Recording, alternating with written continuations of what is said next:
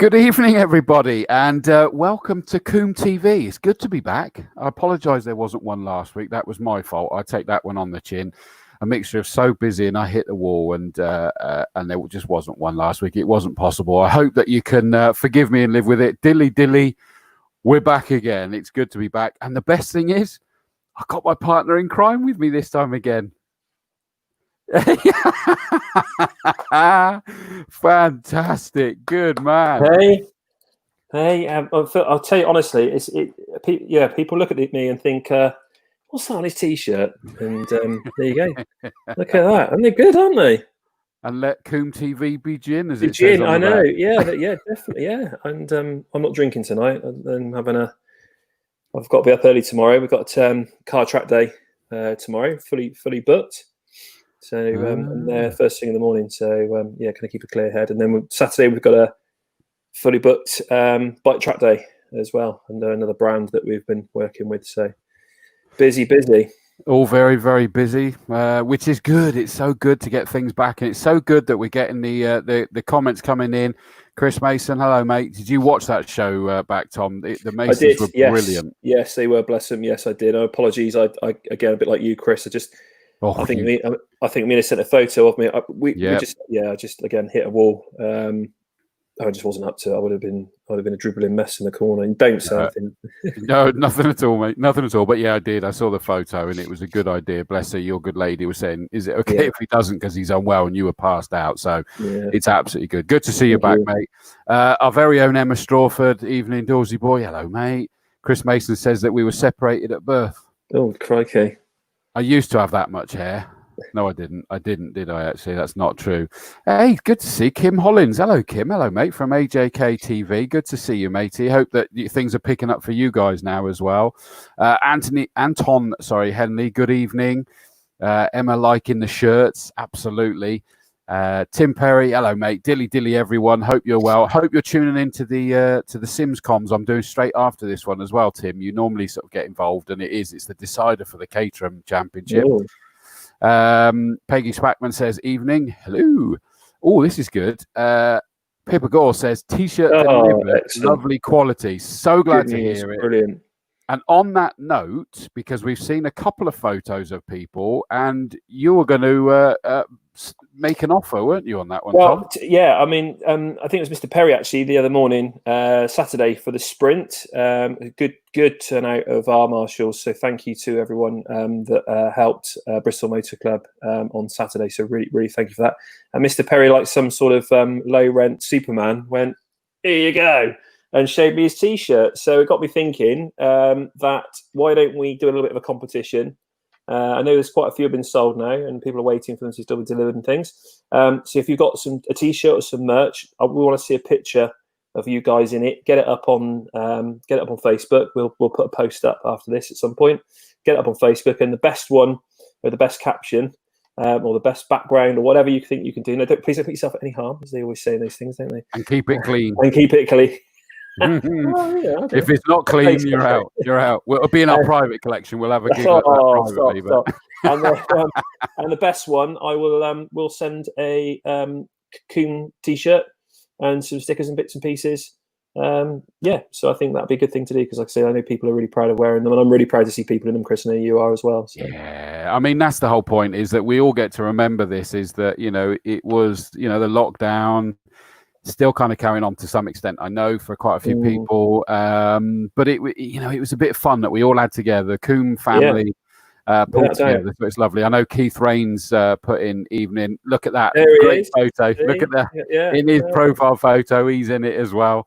And he was the first one that I saw in it, and I was really chuffed to see that, mate. Thank you so much for you all that are doing that. It is much appreciated. I'll put the link up later as well. We'll get a post up on that, and you've got to put the get photos up of you in with your merch, as my hip and trendy friend says. I think what's really interesting, I'm terrible remembering everyone's name. You've got to remember, you all see me, and I can't remember all of you guys, but everyone always says hello. And there was a really nice lady chatting to me at the race meeting, and she said, she really appreciated what we've been doing with this show, and she marshals at other places, other circuits around the country. She's not even heard from them, let alone have any interaction.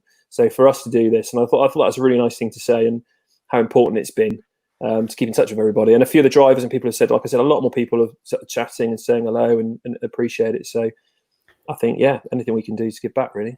It was lovely, wasn't it, at the race meeting, is the amount of you that sort of like came up and made the comments. It was just really heartwarming, because I know that you all were, you know, you appreciate the work that we've put in towards this and still continue to do. And by the sounds of it, we're going to carry on going with this until you beg us to stop, and then we'll keep going some more.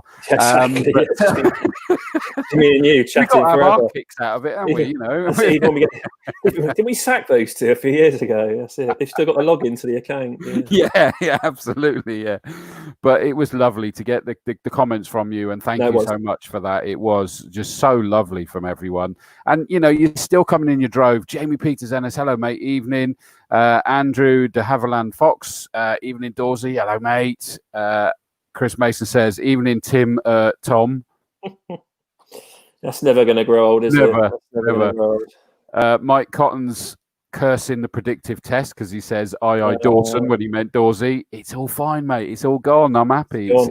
It's all good. Last one of our guests, and we're going to do a bit of a review.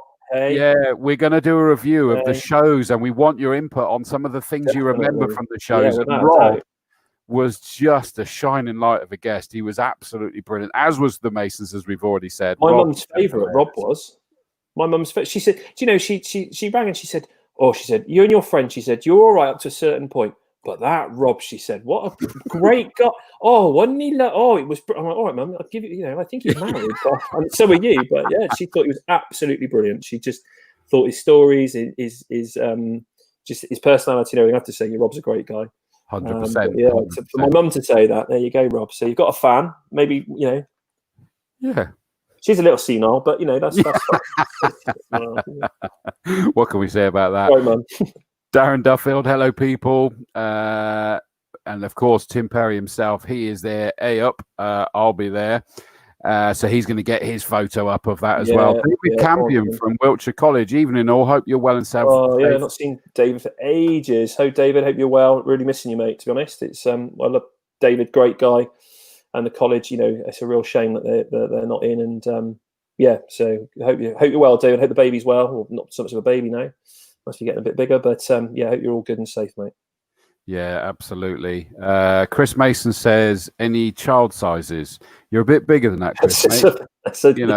I'm not one to rub it in or out, but you know, there should be. I mean, I don't know whether there's child sizes. They certainly got small, but have a look. There's the link at the bottom again for anybody who wants to have a look. t-shirtstudio.com/marketplace/Combe-TV. We may look for another supplier at some point, by the way, because I know some of you, yourself included, Tom, were waiting for quite a while for that, and they have apologized. It's basically, as a business with everything that we've been going through, that they've had issues in trying to get things back up to full speed, plus with suppliers as well. I might have a look around. Anybody got recommendations for places to go, drop me a line. I'll always be interested to see, because these are good fun, and we've started to come up with some other ideas that we're going to have, because these are all the good giggle. We won't go into it now necessarily, but keep an eye out, is that we're thinking of a few bits and pieces that we might do, because it's funny when we see each other, we get to do it and share photos with them on and all that sort of stuff. And it's good. Definitely. I also think, the support, like I said, I was a bit surprised. Well, I say I was surprised or not really, but when, like I said, when people have said that no other, we get so many marshals and we get so much support, and it's really interesting when you think, the Grand Prix next weekend, and or for 2 weekends back to back, and maybe people want to do that, but we are still getting a huge turnout and support, for what we're doing. So I think, anything we can do for our guys is important. And we've got some ideas, and I said we want to maybe for Christmas present, Marshall Christmas gift presents. So you never know.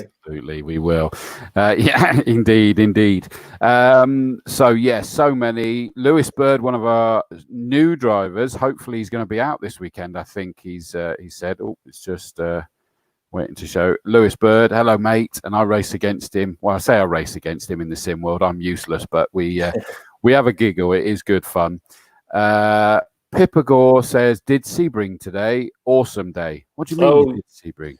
Yeah, no. So they're a classic car. I thought it was. Yeah, I thought I recognised Pippa. She was on the assembly area, I think, or when I saw her. I don't think she was there all day. But so see, I don't know. They're like a classic. I don't know, a classic car club, but mainly classics. A few various other cars there. But they were having a great day. Apparently, Marcus. I chatted to Marcus, and he said they were having a lovely people, great day. So yeah, and the weather was good. Held, which is the main thing, and no accidents as well, which. Is really important. Especially from some of the photos that I saw from Keith Rain was obviously there today because he was posting some photos and some amazing cars that were out. Yeah, beautiful stuff. Yeah, real classic stuff. Yeah, beautiful. That explains it. I thought you meant Sebring the circuit, Pippa, and I thought, well, crikey, you've done well to get home already. Jake Cox, evening, Chris and Tom. Hello, mate. Gerald Howell. There he is. He's evening another one. He's part of the family now. I see him normally Tuesdays. And Saturdays, I think, I think Jerry was there. I was calling Jerry as well, just to annoy him, rather than Gerald. But no, I think I said going back to the sprint on Saturday. It was great to see so many of our guys. Great to see so many of them there on the gate and coming through. Absolutely, yeah. Fair play to that. Jamie Peters Ennis says, "How free is an XXL one?" And I presume you mean space-wise rather than cost-wise. I've got an XXL. The answer is they probably. Could be a bit bigger, but it's big enough is the answer. So I think that kind of keeps myself out of trouble on that one. Yeah. You know, I need an XXL, Jamie, so that's what I've got. So there I've got an extra small. What, two of them? But Ben Ox says, "Hi all." Oh, you're not on your boat then, Ben? You're not. Oh. It's not out on the canal this time. Hang on, I'm just reading this one ahead. I'm just going to put that. Pippa Gore says, "I was in B&Q in Weston yesterday and the paint mixer said, 'Oh my God, my dad raced there and it was me you were talking to.'" Oh, there you go. Yeah. Small world, you see. Oh, crikey. There's so many chats coming in now that I just click down and it goes on.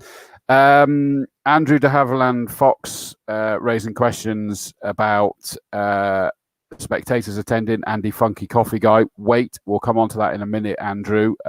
So just know that I'm not ignoring you. Good evening from Matt Parr. You mentioned about the sprint. Congratulations to one of our own there, Matt Parr. First time out, secured a victory, and beat the record by something like 2 seconds. Well, funny enough, Matt said hello to me, and it's his dad Chris, isn't it? Said hello to me on Saturday morning. I was checking everyone in, but yeah, no, great. And there was a few keen competitors there. I think I'm trying to remember who else was there. Mike, and I can't think of his surname, in the Clio. And Spillers, is it? Spillers were there as well. Yeah. And there's a few others, I think. But yeah, I definitely saw those guys. So yeah, great again. And it was a great event. And yeah, sprinting is really different. I've not really looked at it. Really different. And but great atmosphere. And you know, they had a nice lunch break, and all the marshals came in. And yeah, really nice actually. Really nice people as well. Bristol Motor Club. I mean, again, a bunch of volunteers. Great bunch of volunteers. And just and I've had another email tonight. From them, and they emailed straight away on the Monday and said, "Just want to give you some feedback. Here's a few people who've emailed us," and they bombarded me with more. So all the competitors had a really good day. They felt really safe, felt really secure, and you know, and happy with it all. And you know, and again, no incidents and things. So yeah, really good. So well done, Matt. And Bristol Motor Club is a big deal because I know when I host the Castle Combe Racing School, which starts again this Sunday, by the way, I'm hosting it up there. I'll be at the circuit on Sunday hosting that one.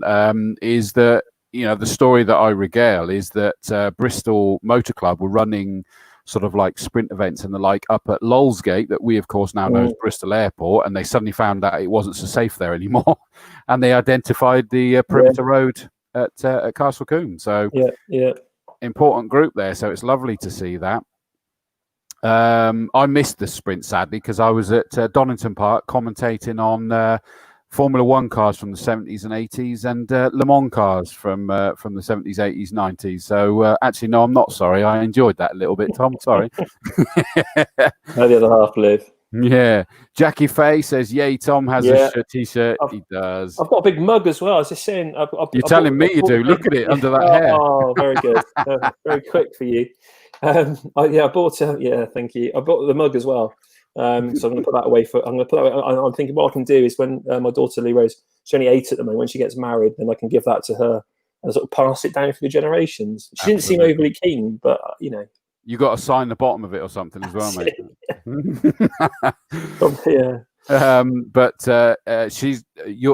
Jackie's is in the wash after a busy day at the sprint on Saturday, and she agrees with Pippa. It's very comfy. Good. I'm glad to hear that.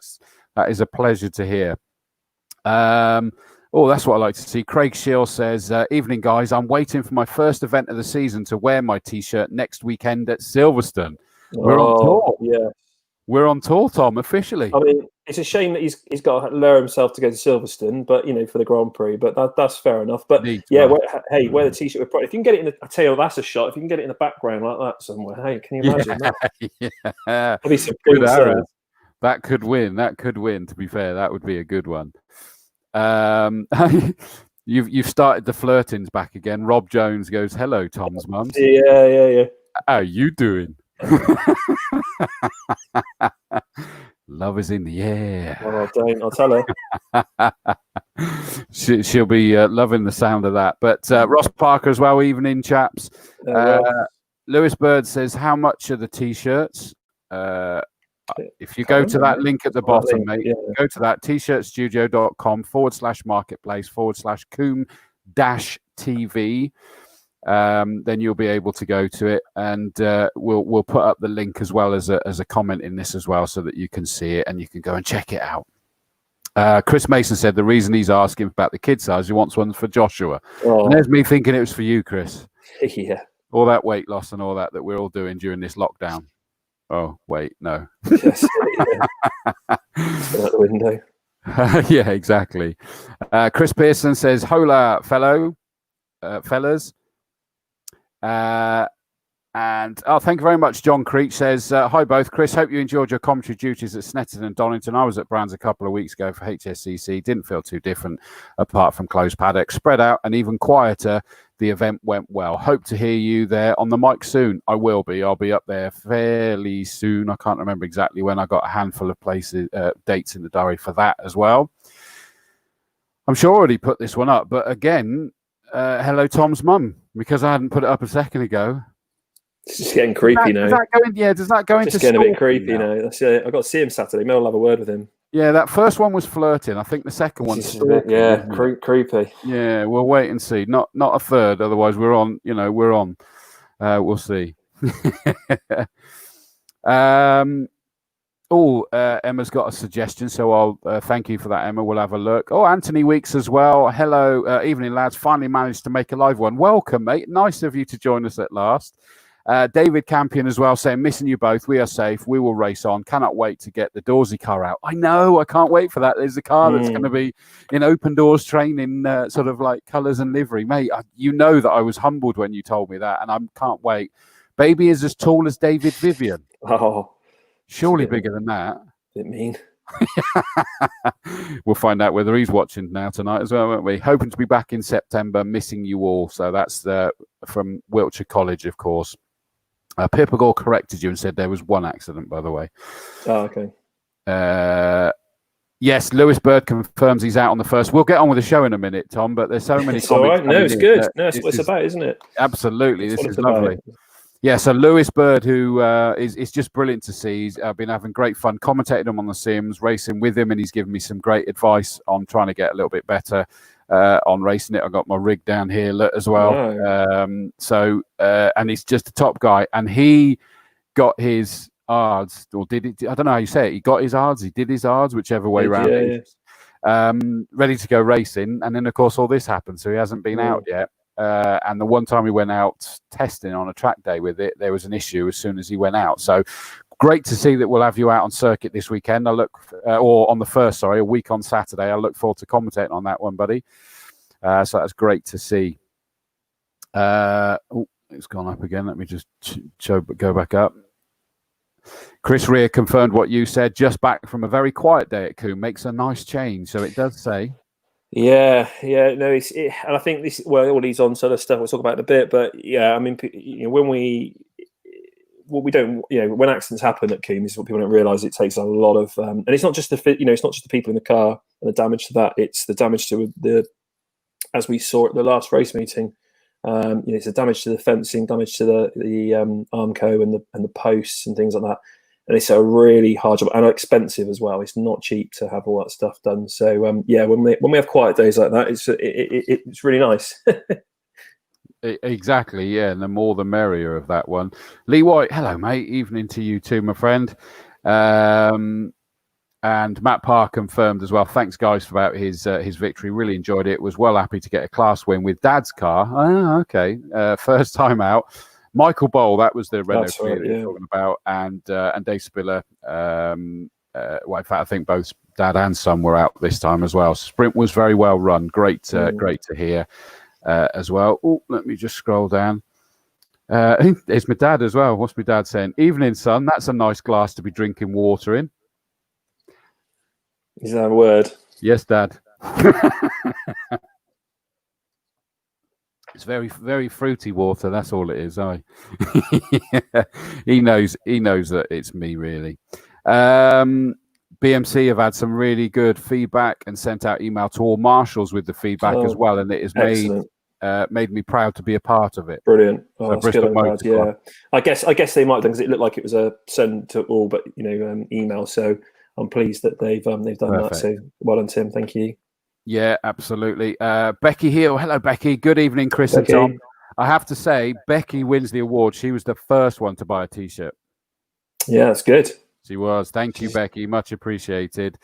And gave me lots of advice with regards to my eye as well. I was very caring, because obviously she's in the eye world, in opticians and what have you. So thank you, Becky, for all of that. And welcome to the show. Good evening to you too.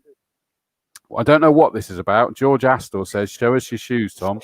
So George has got a bit of a thing, a bit of a phobia, or he doesn't seem to. So I like to wear, deck shoes or loafers without socks, because one does not wear socks. Yeah, exactly. Yeah. And I came in one day, and George has had a meltdown about it, and in Merlin, absolutely. And so anyway, so every time I see it on Facebook now, because obviously it targets me, because I've got a nice collection of loafers, and so I always tag him to say, what do you think? And the other day, I noticed that Sparco have made some.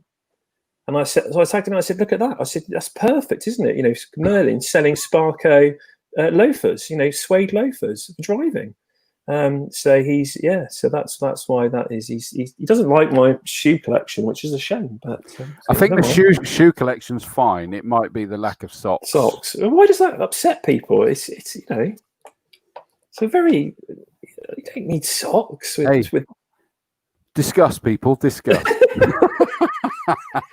Anyway, let the people talk, Tom. That's all. Yeah, exactly. Well, that's it. Yeah, maybe there'll be two camps. Well, camp was one of the words I was thinking of. You can't say that. You can't say that. You see, Chris. Sorry, mate. Dodgy Brown, though. Dodgy Brown. Yeah, we go motorhoming now, don't we? That's right. Yeah, exactly. Yeah.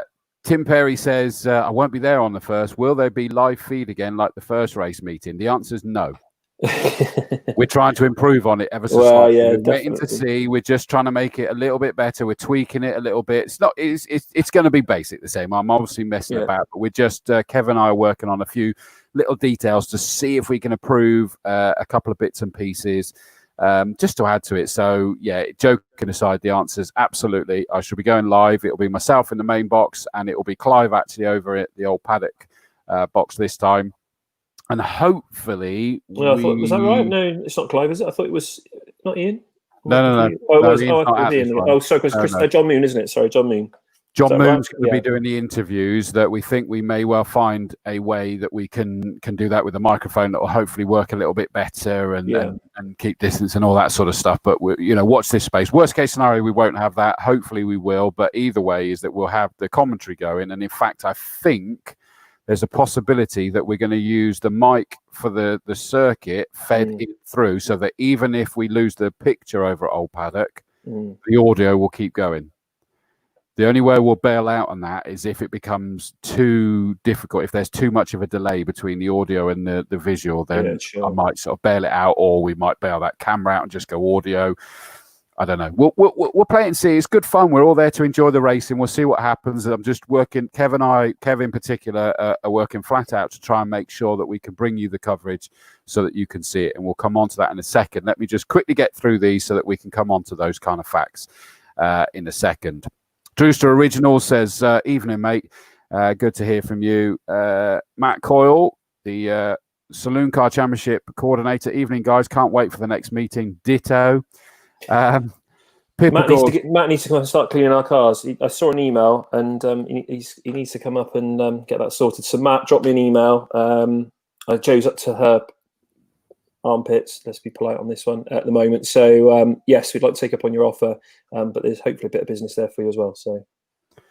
Well, and incidentally, by the way, I need to speak to you as well, obviously, Matt, about my motorhome. Good point. There we go. So come and do a bit of business for Matt. There you go. Yeah, exactly. Just hang on, I'm just putting in my order to the current Mrs. Dawes. There we go. There's an order for another gin put in. Good man. Yeah. Pippa Gore, answering me dad really more than anything else. In your dreams, if you think that's water. Bang to rights there, Pippa. You got me. This has confirmed what I did actually think this was the case, Pete, but I didn't like to say it. I just assumed I'd missed some of it. Pete Spiller says, evening, guys. It was only Spiller Senior that was out at the sprint. Dave was a very grumpy being mechanic. Roles reversed that time, so it's good to see. Robin Nathan says that he's sad that he's going to be missing the August 1st meeting. He has to go on holidays. Oh, tough life. Thanks, Robin. Thanks for rubbing that in. Yeah. There we go. Anthony Weeks says no socks for the win. So there's another no sock. Hey, we could go no socking together. I'm not really sure what to say to that, Tom. Tim Perry confirms, Dad Dawes, I think it may be special water he's drinking. Always. My parents were the first to feed me the special water. Chris Mason calling him out, saying he's a slacker. To who was it that said that? Robin Nathan, calling Robin Nathan a slacker. And another one that's backing you up there, mate. Chris Pearson says, you be you, Tom. If you want to be Sock Commando, you go for it. Exactly. That's what it's about, Sock isn't it? Commando. I like that. Yeah, it's good, isn't it? Yeah. Be at one. Yeah. I like the feel of the leather. I don't know what to say again, really. Chris Mason says he's just glad you were wearing clothes at all. Hey, Chris, that's our secret, I thought. Yeah. Ben Oggs, I said, is he out in the boat? He sunk it. Do you know what? I wouldn't put that past you, Ben, honestly. Pete Spiller says, for the live stream, how about the camera on Bobby's like the sprint last weekend? No idea. That isn't necessarily easy. They were able to do it because they had, 2 points on the circuit. We're trying to do the whole circuit because, of course, we got a race. It's possible. We're going to look at it, Pete. It's just we need cables attached to this, attached to that, and the fact that we've got the whole circuit covered.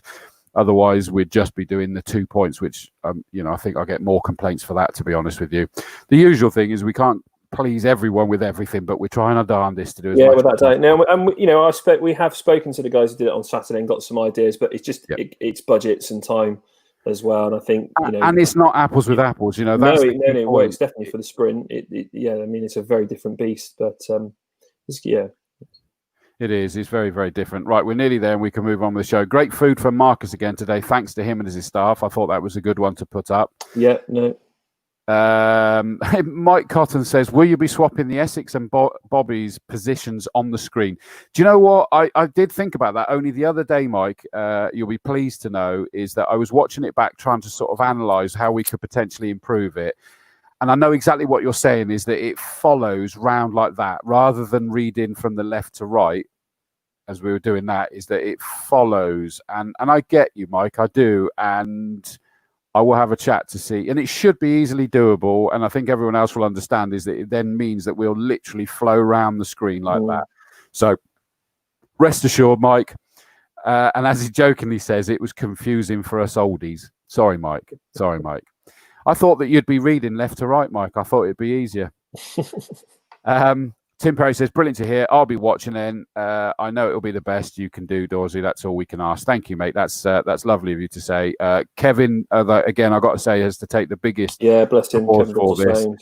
I kind of say, look, can we do this? If we can achieve that, it would work better. And can we do that? And then he is the one that's then got to go and make it technically work, which he's got the harder job in fact. And did you see him at the end of that Saturday? He was a shadow of himself, wasn't he? That's pretty exhausting.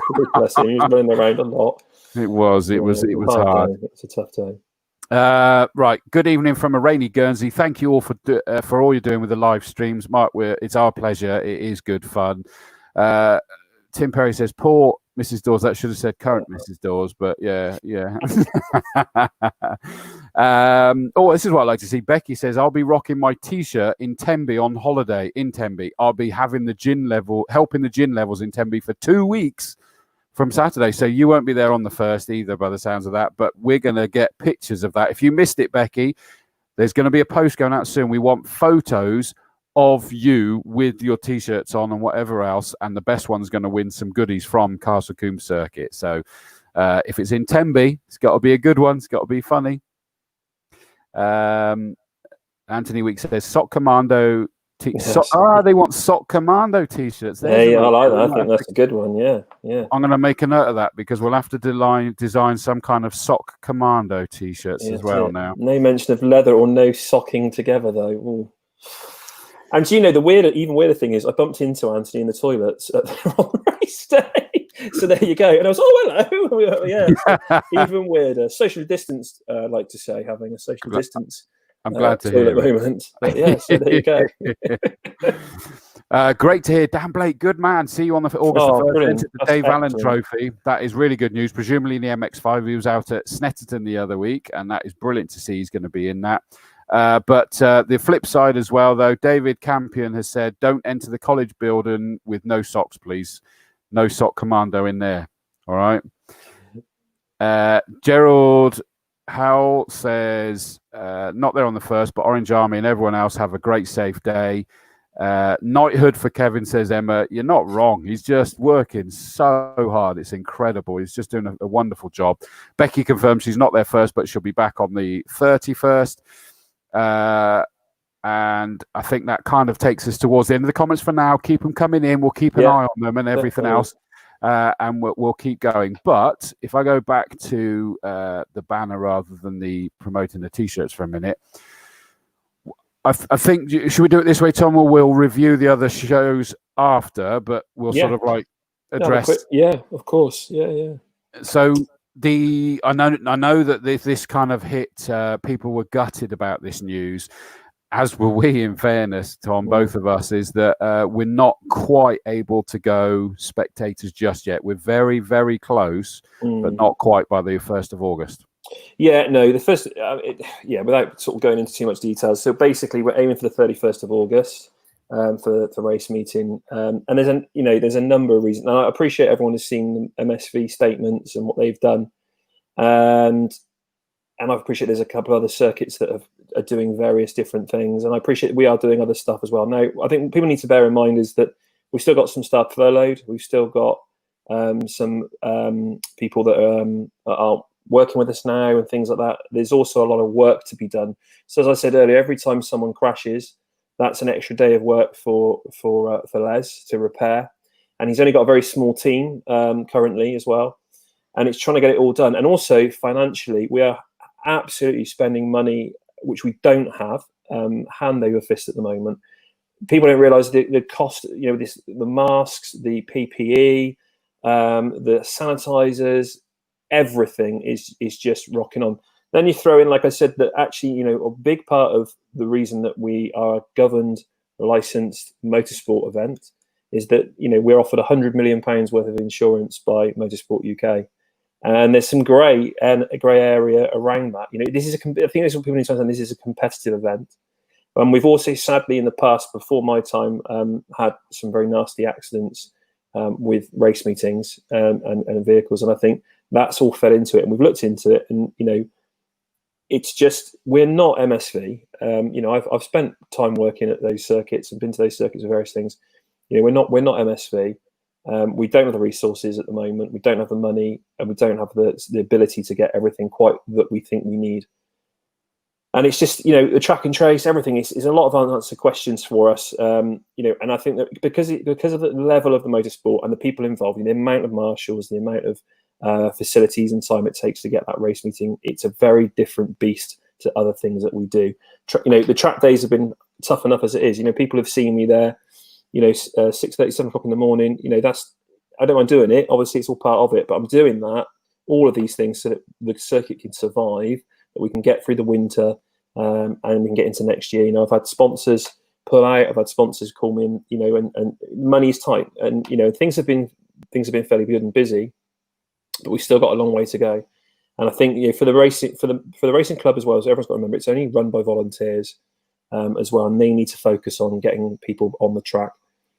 So that's the point of it at the moment. But the 31st of August, I think, gives us a few more weeks to get things sorted and done, and and we will update everyone. But I'm confident that we'll be able to have spectators back in and get that sorted. And we can say you've got to remember the amount of people that have got season passes and everything else. It's not just as simple as limiting numbers and working these things out. And there's a big process that we've got to look at and work on and make sure it works for everybody. As well. So that's kind of where we're at the moment. So apologies. I know some people are very upset about it, and I know there's other things going on the circuit, but that's the bottom line. Well, and just to sort of emphasize a couple of things, obviously to sort of like just deflect the heat for a moment. And I know, for example, we've just had sadly an angry face come in from Adam Perrett, which is, I'm sorry you feel that way, but some people are going to react unfairly towards the circuit, and I do feel it's unfairly, and I can say it because I'm removed. Is that like take the action day, there's no spectators there either. It can't be done. We've got a sort of we're not the might of MSV where we're able to sort of throw the extra resources, the extra own insurance and whatever else, but and on top of that is that I was at Donington Park this weekend where they're allowing limited number, and it is limited number, pre-ordered. And in certain areas, the paddock's closed, which I'm sure we'll do as well. Have to do as well. Yeah, we'll have to do that. Yeah. But you're talking. I took a photo of Donington Park, and it's as so many of them are, such a big sort of spread out, beautiful parkland. Where in actual fact, each individual spectator area is massive in itself, on this sort of like rolling hill overlooking that part of the circuit. And so actually, I think that everybody has been socially distancing at these circuits since year dot. In all honesty. So it was easy to do. Now, the nature of the beast at Combe, of course, is that we're sort of like into those sort of like slightly more compact spectators. Corners. Yeah, well, where everyone goes. That's the problem, isn't it? Everyone goes on quarry and camp. That's the two main. And I think the other thing is it's not just about social distancing. It's about all the facilities and services and managing that. Security, staffing, marshalling. We've got a lot to fulfill. And if we're not, that's the issue with it all. And I said, and it's a cost-based analysis, a cost-risk analysis, and everything, all these things. And it's like I said, at the moment, we're just not quite ready. It is where it is, and but like I said, give us the 31st of August, and also, and we're going to get it right because we've got a really busy rest of the season as well. So if we can get it right and get it done. It's one more race meeting. I know people have desperately been waiting, but we also, we need to get the guys back on track as well. We need to get the guys back on track, and that's the most important of it. We need to get the racers there, make sure that they feel safe and they're happy. And there's so many questions, I saw about, the fact that, when's a spectator, not a spectator, and, people bringing family members, and it's a minefield. And MSV have spent the time and the money looking into some of this and more, and we just think we can't. People forget we are very small, family owned. I and like I said, anyone who's seen me recently, and I realised that we are spinning plates and we're all doing so many different jobs, so many different things. And that's what it's about. Exactly. You and I speak regularly and everything, and I know full well how hard everybody is working at the circuit, and the fact that there is, the racing club, the guys and girls there have been working so hard. Unbelievable. It's tricky, and I mean you've got to consider things. Is that having now I commentated at Donington last weekend, Snetterton the weekend before, and by the way. it's not our circuit that gets the owner flying in his helicopter as we got there. So it goes to show it's a very different world. We just have to accept that. By the way, I'm going to say Adam Perrett, hopefully you saw the message. He didn't mean to put that angry face. So I just wanted to say that that was by accident. So sorry, Adam. But, you know, it felt very vulnerable at the circuit, even though they had the paddocks are closed at those circuits, which then spectators are frustrated they can't get to see the cars and the drivers. They can't get to the restaurants that are invariably in the paddock area at both those circuits. They same as us, and so they, you know, they were going, oh great, we can get in, but I'm going to complain about that, and it was a frustration for them. If you consider the bars at the front of every spectator around Combe, as soon as someone leans on that, touches that, how are you feeling about going on that? Yeah, I'm going to the toilet, making sure the toilets are constantly clean, that the hand gel is suitable. You know, there's so many things that have to be done. So the guys are working really, really hard. We can't afford to suddenly put it on our, you know, the circuit's insurance. But the good news is, I mean, let's keep this in perspective.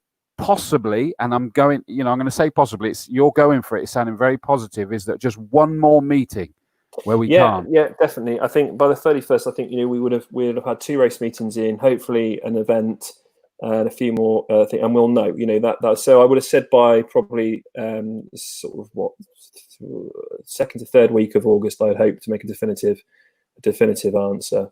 Yeah, you know, it's yeah, it is what it is at the moment. Like I said, it is what it is. It's not going to change, unfortunately. And, you know, I know people aren't happy about it and people have got opinions. I appreciate that, but we just got to do what we can. And the biggest thing is that we, you know, it is about stepping forward. And, you know, Kieran Simmons, one of the drivers there, saying, well done, guys, for all you've managed to do already. Better to be cautious and safe. Thank you very much. And of course, from a spectating side, to some extent, we're just thankful for the live feeds you've amazingly been able to arrange. Thank you. And I hope that we can do something there. We can then still watch race at least, absolutely, until Emily and I are allowed to be spectators anyway. But Peggy, I'm sure you're not going to want your Litland there in a risky situation. So it's a prime example where we've got to protect everybody that's coming, and we've got to protect everybody that's there racing and working as well. That's it. You know, and the children thing's been about, you know, a hotbed. You know, because it's very tricky. Children are known as super spreaders, and I think the other thing is, you know, like I said, then, you know, there's a good point. You know, if Ross is racing, Peggy wants to come. If she can't get into the paddock with her child, you know, it's all a knock-on effect that we've got to try and sort out and think about. You know, because it might be a case of, well, yeah, you can bring more people, but if they can't physically get into the paddock, you know, where does that then leave us? Like you said, then it opens another tin of worms up, or more moaning, and it builds. So it's just like I said, at the moment, it's completely unknown for us because of the nature. People have got to realise, I think, track days and events are run. That, you know, they're not under the scrutiny of Motorsport UK. They're not permitted. You know, all these guys who are racing, it's well, you know, better than I can say. Yeah, how dangerous can motorsport be? You know, and they're putting, you know, it's all a huge knock-on effect. And I want to sort of make sure that people realise is that this isn't just a standstill weekend on the 1st. Is that the circuit and racing club have stepped it forward so that this time competitors are allowed to, if they're not on the doorstep and they live further afield, and we're asking for some decency on this. If they're on the doorstep, speak to Joe, but if they're further afield, they can camp on the Friday night. And I know that caused an issue at the beginning, so that is a massive step forward to be able to do that. And the second one is that if needed, they are suddenly allowed an additional pass to come with them as well. You know, I think the 2 things there is, you know, look, please don't go running to Jo, beating her up, because she's struggling. She's, you know, and this is the thing. I don't, you know, Jo's personal life has nothing to do with any of us, but, you know, this is my point. You know, she works from home. She's coming into the office. She's working more hours than she's being paid for, or she should normally do. So yes, I think, you know, preference is if you've got your own facilities and your camper vans and things, brilliant. You know, because obviously the showers won't be open. We're not allowed to open the showers, and the toilets will be closed fairly late, probably from sort of like 10ish or something until about 5 in the morning when we're back on site. But it's all those sorts of things. So, you know, just think it through. But please, do contact Joe. Same with the extra ticket. You know, if you can, if you can do with still 1 or 2, then brilliant. And I know some people, honestly, they were brilliant with it. They were sort of saying, actually, give give that guy my ticket, I'll just come on my own or whatever, you know. And I think that was great spirit. And there was a few people who did that. So yeah, just think it through. But yeah, please, speak to Jo, and she'll help where she can. But please remember, you know, she's working her socks off, and some. And on that front, and I think this is a lovely one from Anthony Weeks, and this confirms, by the way, that we're not alone. There's loads. There's Goodwood are running a meeting in October, and there's still not going to be any spectators, just to give you an idea. But Anthony is racing at Thruxton this weekend, as is Nathan Nichols from memory as well. No spectators there either. It's totally understandable and needs to be a phased approach. Applaud all those involved in simply getting us back on track in the first place. That was the first goal for these guys. They wanted to do that. And to the drivers, and this is why I want to bring this up, and I do want to say a massive thank you to the drivers helping the club and circuit running and enable them to survive into the future long-term plan. And there's actually been people that have used those words. We've got to look after the club. Without doubt, and I mean, I've had BRSCC on the phone recently. You know, they're everyone's struggling. I think Anglesey, you know, I don't know what's happening at Anglesey at all, to be honest. I don't think, and there's a lot of uncertainty all around. So I think, you know, we're very, very lucky to have the strength in the club and the circuit there, and the support, and that's what we've got to keep building on as well. So and thank you all for that. You know, it is, we do, you know, as a you know, a quarry spectator for generations, that myself, is that it's vital we keep this one going, and that we welcome people like this back. Stuart Tinker Taylor, hello Chris, from a camp softcore spectator. I was a quarry hardcore, though I wasn't one of the hardcore, but I was still hardcore at the quarry, and I am, I think, one of the quarry hardcore now, by honorary measures, I'd like to think. But Stuart from the camp softcore, you are legends, you guys, with the fuffers, as you've introduced the Going Nation, that funny word for the Formula Fords now, by the way, that we look forward to having you guys back. Fingers crossed, just one more. And I'm going to now say it. We've had it from other people. Tom, to all of you at the circuit. I know I'm on the board for the racing club, but mine's a sort of a glamour role, really. I'm the PR and media side of it. So other than once we get to, you know, working on this for the live feed, is that it's, you know, whether it's Steve Weston, Beardy, Ken Davis, obviously, Dr. Sue Smith, Jo, obviously, is a foot in sort of. Is a feet in both camps, or is she just racing club? She's just racing club, I suppose. Yeah, so Cheryl as well. Cheryl, amazing job. And thank you to all of you that we get to go racing a week on Saturday. Yes, fine, no spectators this time, but it's coming. And don't wish away that we need to do it, because I have to tell you, having been at these other races, is you do still feel a little bit vulnerable from it, and we've got to make sure that everybody feels safe, and that we are physically looking after each other. You know, we've got the different points of it. Is that you got Dr. Sue Smith that knows things that it's better that we don't know or understand, to be honest with you, on all of this, that literally would stop everything. And then you've got some of us that just want to get it all going and would like go, I don't care, let's just do it. So what that means is that we're meeting nicely in the middle to sort of get things going as much as we can, keep everyone surviving financially within the circuit and everything, and keep everyone surviving health-wise, more importantly, at the days. So well done. Thanks, Chris. Appreciate that. Thank you.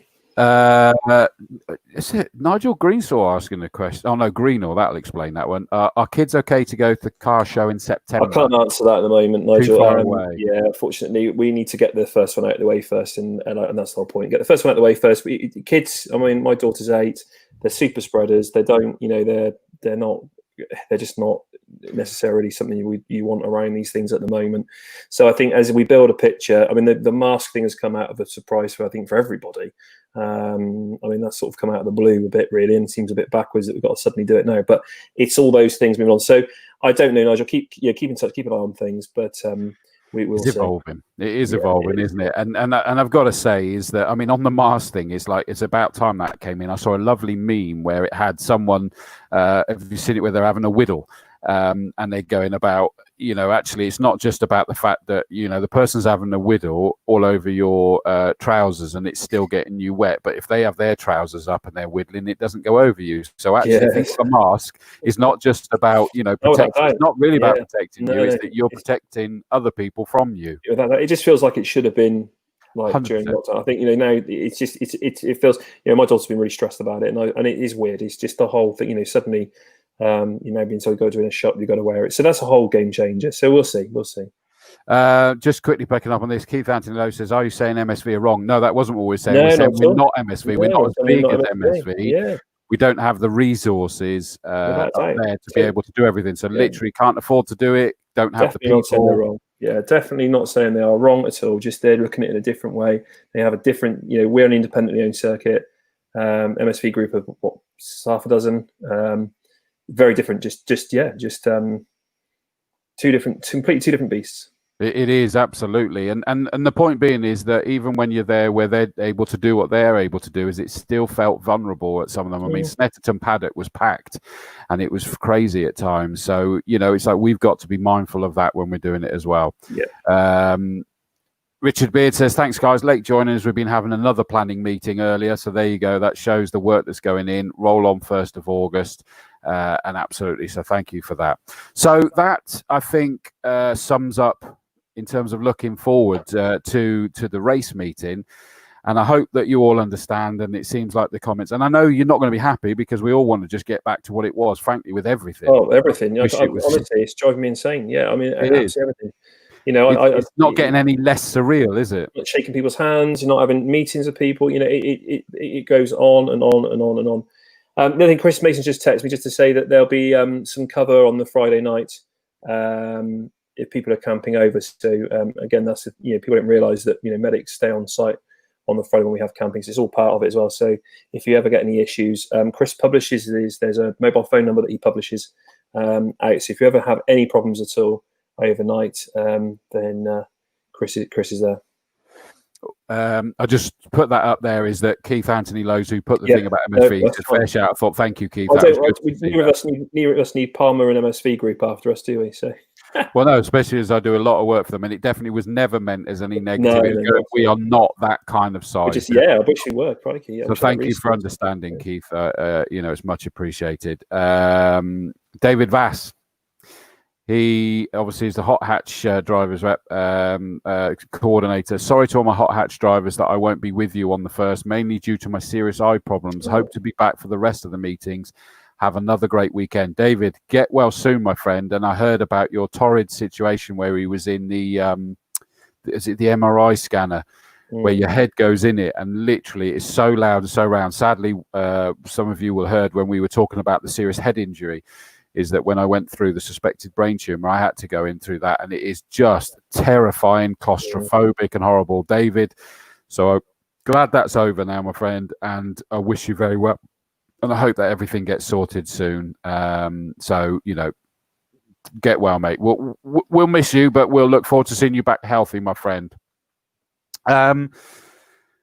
The other thing that we were going to do on this show, so next week, by the way, I'm pretty certain that the plan is that we'll do another show. I would imagine it will be on the Thursday again, is that we're going to do a proper review of the 1st of August race meet, because hopefully we shall have the entry list by then. By the way, if any of you are still on the fence about racing on the 1st of August, we've been having comments coming in from the drivers that were there on the first race day on the 4th of July that were saying, it's right at the beginning, so I probably lost it now.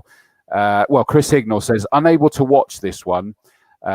Finally visiting friends in North Devon. Any drivers thinking about entering but worried about safety issues can be reassured the last race day was very well done by all at the circuit, and we felt all the precautions and marshal numbers was more than sufficient.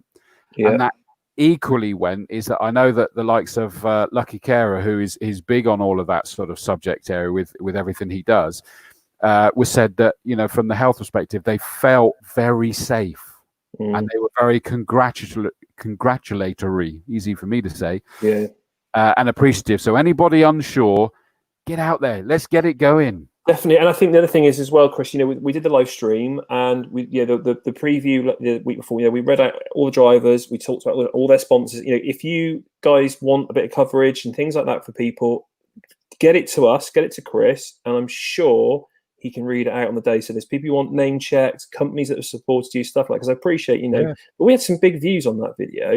Some really good views. Wow, so please, it's not difficult. And just let us know, just say, look, if you can mention Bob's Building Supplies or whatever it might be, we'll do it. It's not a problem at all.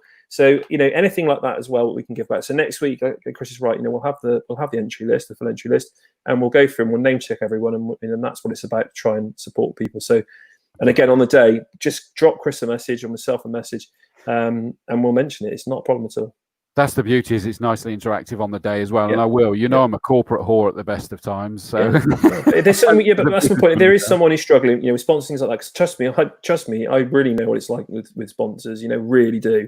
So if there's anything that, someone says, oh, it'd be really great if we could do this or get a competition or anything, I can't say I can do it all, because there might be a conflict of interest on certain things. But if it's, like I said, most of it, I'm sure we can help with. So please just let us know. Do it, yeah, absolutely. So remember, that's tomorrow that the cutoff point for the entries. There's none of this late entries allowed at the moment anywhere. That includes across the board all the other meets I've been doing. You can't have late entries. It's got to be sorted well in advance. So get it in tomorrow. If you're on the fence, do it. That's not just all our local championships, double headers again. We've obviously got the Dave Allen Trophy, which is a great fun event. That all sorts of things that can enter. So make sure you do it. And it'll be great. We'll have some fun. It'll be live coverage of it. We'll be talking about it and promoting all sorts of things. We'll be getting the comments and questions up on the screen like we do here. It's just so much fun to be interactive. It's hard work, I've got to tell you. I'm exhausted at the end of the day of doing that. Yeah, you were, mate. You were. Yeah, it was. Yeah. It was brutal. Chris Mason says medical centre emergency number is 01249 783 476. So if you do need to see it, it's in this chat, so you'll be able to see it. But hopefully you won't. That's for the Friday night you were saying that for, wasn't it? Yeah, and on the day as well. And on the day, obviously, as you said, it's don't ring it now, but because I don't think it'll be staffed. But no. It's that's what it's there for. If there's a problem, because obviously this is my point as well. It's not just about on the black stuff. It's in the paddock, it's in the catering, it's in the toilets, it's in the wherever. But we've had lots of incidents off track that have needed Chris's assistance and people again. And Sue's helped a lot of people with. I've always said that. I think I've said it a few times. If I have a heart attack, I want to be at Castle Combe Circuit on a race day, because I don't think there's a safer place to be. No, absolutely, I agree. Just quickly at the bottom there, I've got ccracingclub.co.uk/info/racing-club-trust. That's where you can have a look at the benevolent fund and everything else that's there to try and help all those involved with helping these days run. So keep an eye on that. ccracingclub.co.uk info racing-club-trust. And that's just reminded me, actually, we've got there's a charity track day for those guys, and all that money goes into safety and bits that we need. And there's a track day on, I think it's the 19th. There's still places. It is £150 or £125 if you're a racing club member, which is just ridiculous value.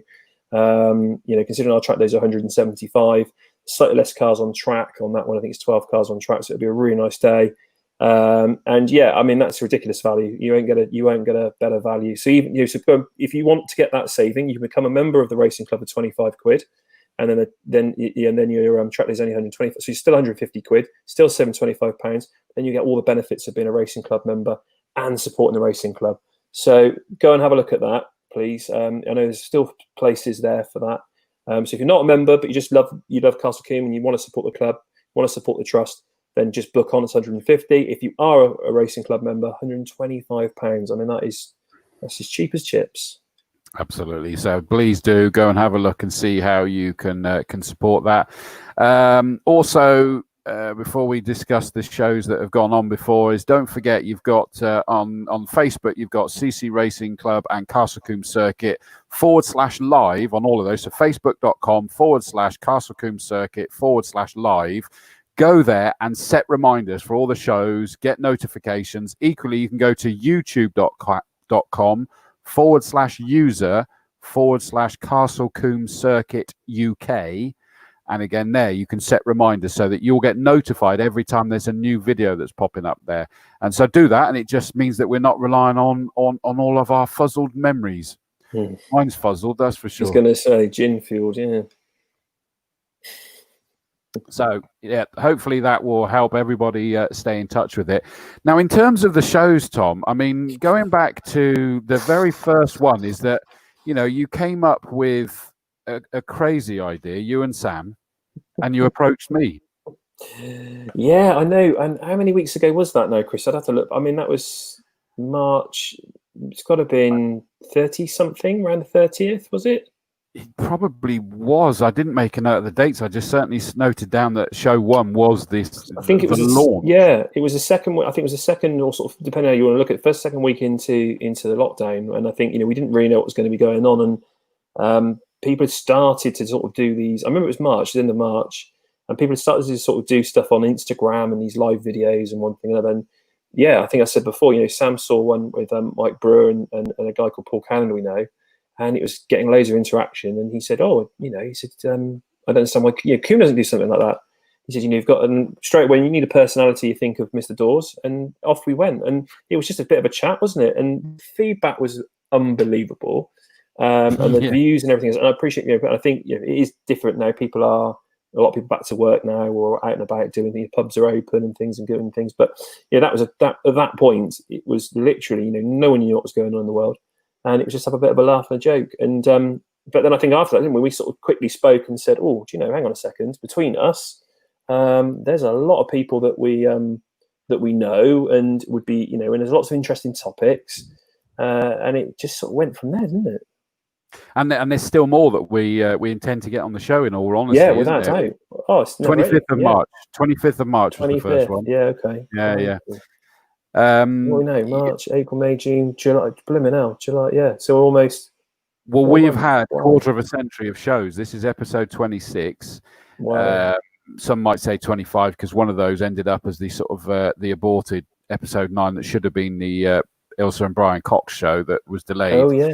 Although bizarrely, you and I talking nonsense instead sort of still had views. By the way, Tom made the comment about the fact that sort of promoting your sponsors on the race day and what have you.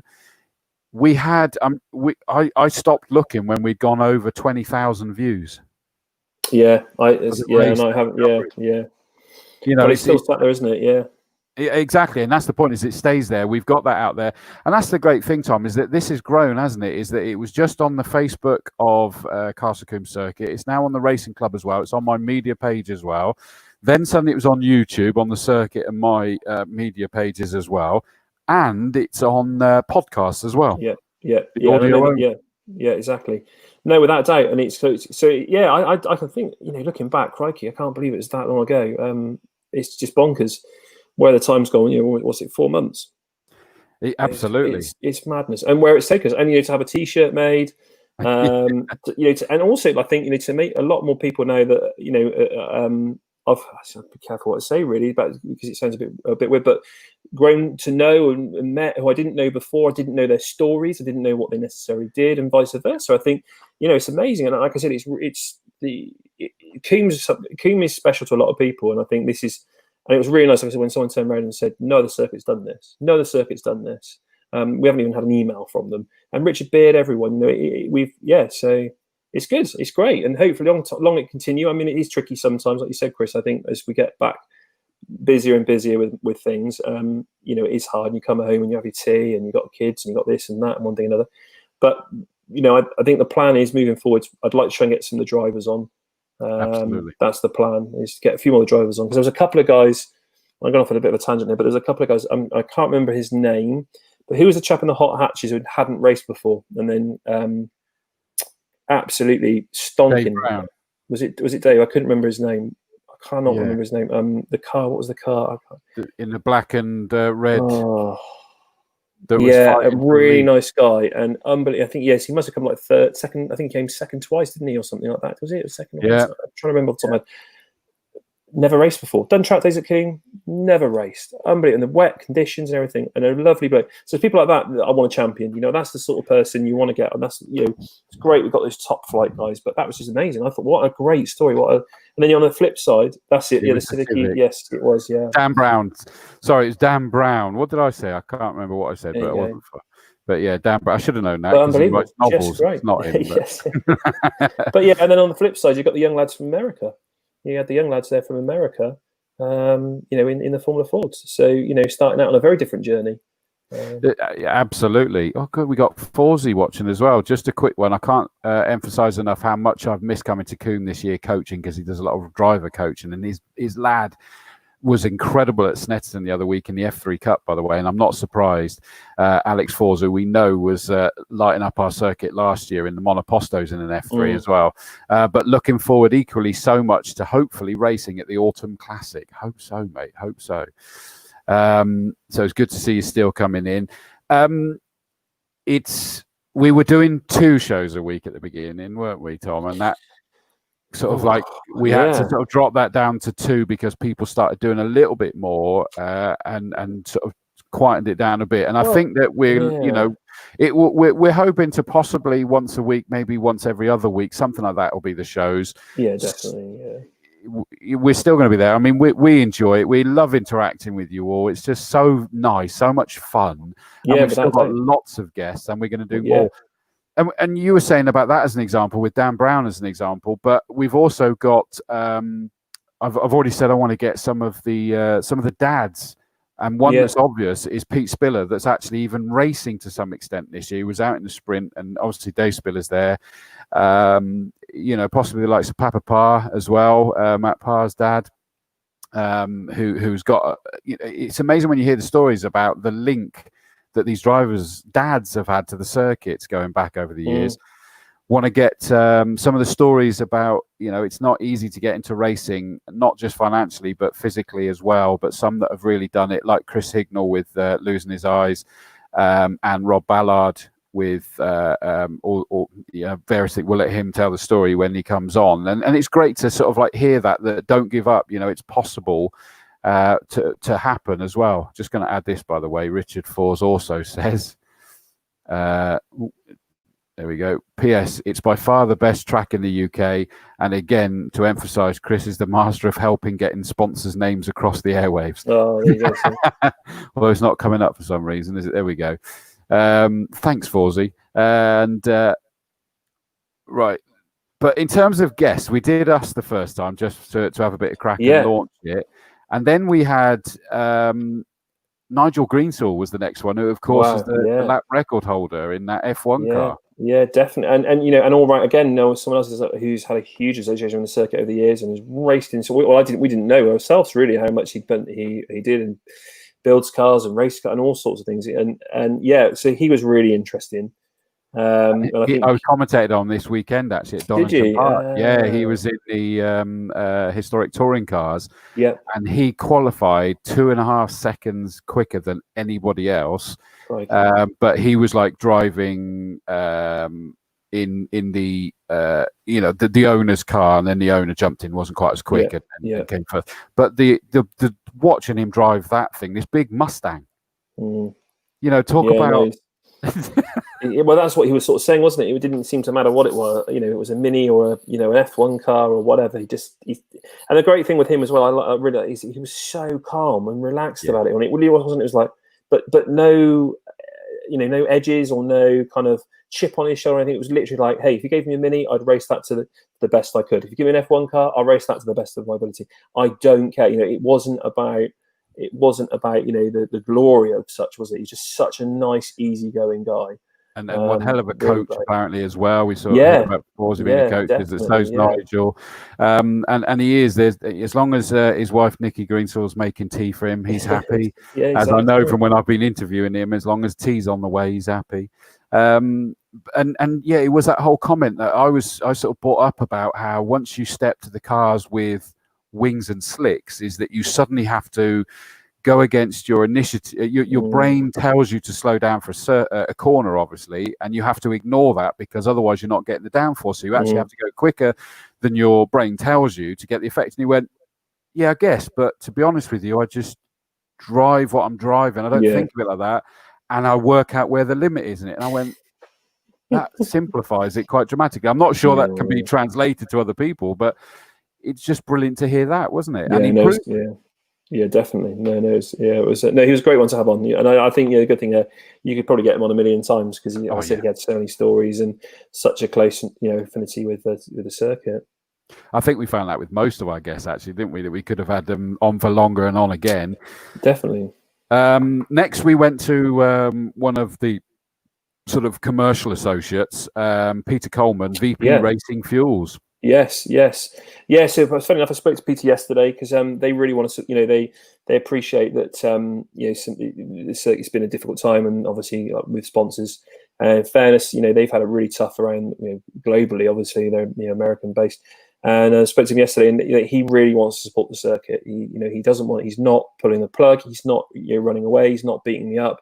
He wants to work with us next year. He wants to work with us this year. He wants to maximise everything that he can.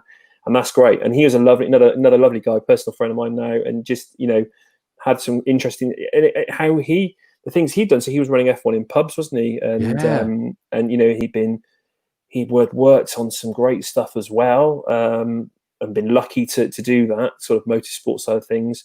But also, like I said, a bit of marshalling and all sorts of other stuff. So another true petrol head, pardon the puns, he was a VP Fuels, but absolutely just, and again, and that point of getting us sponsors involved, that wasn't just trying to flog race fuel, because it's not there for everybody. But they've got a great line of clothing now. Actually, they were out talking to me about it, and they showed me at the last race meeting.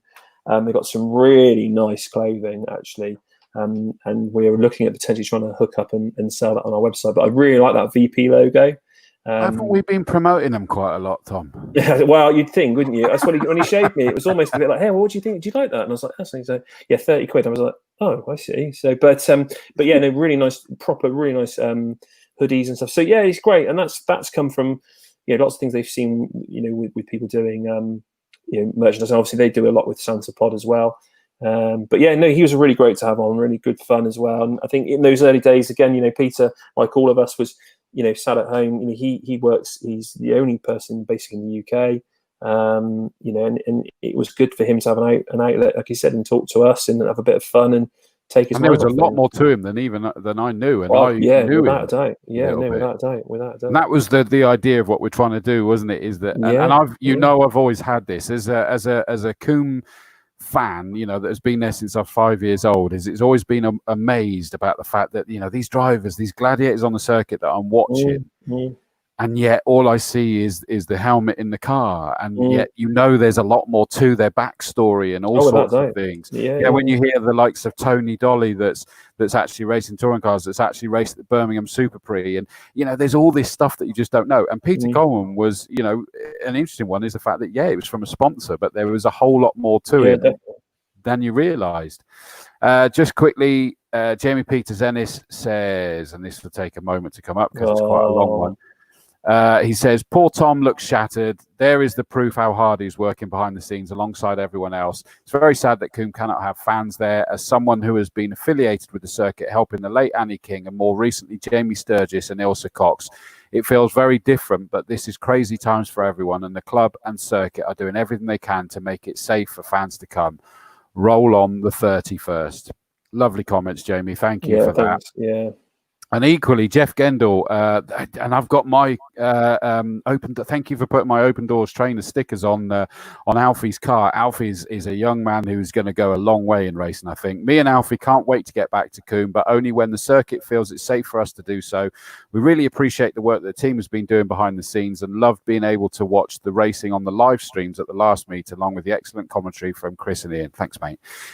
It's been really interesting to hear about the work and preparation involved in getting the circuit going again. So a very big thank you from us. And that's been a general thing. A lot of people have gone, do you know what? There's a lot more than we'd realised goes on. And I probably didn't know as much until I joined the board of the racing club as well. I mean, like I said, we've got to, like I said, and thank you, Jamie, but he's right. And he's messaged me a couple of times. I mean, like I said, I have been this week. It's been a little bit easier, but I'm in there tomorrow at 7 a.m. Well, before that, actually. Same with Saturday. Signing. We've got to sign everyone in. We've got to tick everyone off. We've got to make sure any of the people are attending you. Then Paul Les, you've got to think he's got to be on call then to fix anything that happens throughout the day. The mowing in that place is just something else. I mean, I've been stood there for the last 2 months watching the grass grow, and it's unbelievable. I mean, and it's all those things, and the safety and the prep and those airbags that, every time someone hits one, they've got to be taken out and be repaired. It's never ending. It's literally, it's like the Forth Road Bridge. You just get to the end, you've got to go to the start again. And I think that's what people, just don't realise. It's bonkers. No, fair play, and it is. So thank you for those comment, guys. Next show, we relevant for the next race meet. We had Alan James on, of course, and we've got the Dave Allen Trophy coming up, and he spoke very fondly of that, of course, didn't he? Yeah, definitely. No, he's another one. You know, I know him fairly well, as you do. You know, from his racing and through what he does at Honda. But another one. You know, great stories. You know, a great racing career and how he got into it and all the things that he'd done.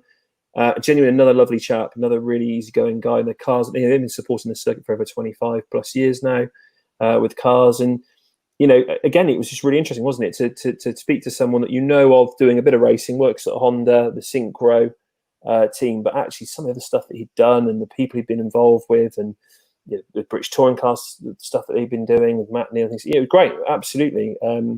Another great one. You know, another great episode. Another really nice guy with a lot of connections, you know, locally. Yeah, absolutely.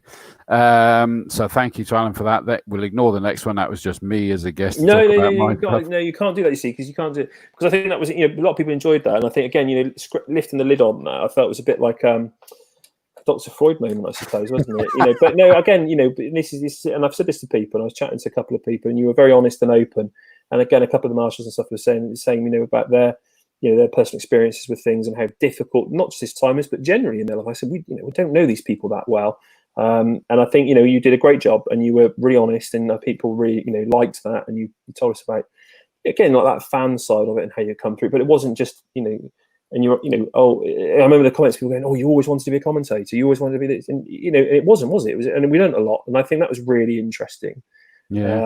As well, and you know, and you are a joker, and you're, you know, and we have a laugh and everything, but you're genuinely a good, passionate guy, family guy, as people know. And you know, I know poor Mrs. Dawes, bless her. I mean, she must be on the phone to, you know, see Rabbit and run solicitors every day. But you know, you are genuinely honest. I think that was I think it was great, and it worked well because you've done a few, and actually for people to, you know, to get to know a bit more about yourself and what you do, where you've been, and all the other exciting things you do. And also, I think you picked up a little bit of work from all of that as well, haven't you? That you with the comment, you started getting asked about the sim commentating, didn't you?